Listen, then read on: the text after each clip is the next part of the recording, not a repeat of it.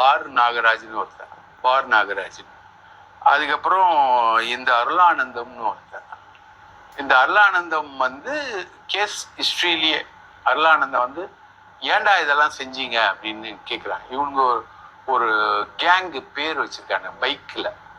Bike வச்சு ஒரு gang பேர். அந்த கேங்கு பேர்லாம் இப்போ எனக்கு மெமரியில் டக்குன்னு வரல.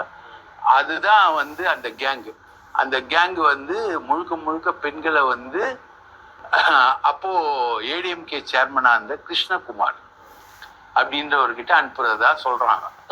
அருளானந்தம் ஏன்டா இப்படி பண்ணான்னு கேட்டதுக்கு கிருஷ்ணகுமார் தான் பண்ண சொன்னார்.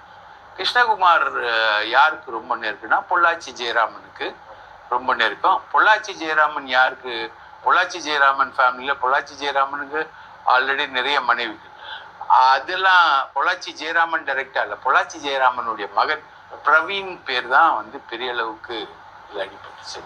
இந்த பிரவீன் யாருன்னு பார்த்தீங்கன்னா, சுரேகான்னு ஒரு பொண்ணை பிஹெச்டி ஸ்கூல்ல படிக்கிறான், காலேஜ்ல படிக்கிறான். அப்போ ஒரு பொண்ணை வந்து கும்பலா குரூப் 6 மாதிரி கார்ல கூட்டிட்டு போகும்போது அந்த பொண்ணு எகிரி குதிக்குது. கார்ல எகிரி குதிக்கும் போது எதிர்க்க வந்த ஒரு மாருதி வந்து மோதுது. அந்த பொண்ணு வந்து அப்படியே எகிரி குதிச்ச நிலையிலேயே பொணமா கிடக்குது காலேஜ் படிக்கும்போது. அப்புறம் அந்த அந்த காரையும் செட்டில் பண்ணிடுறாங்க.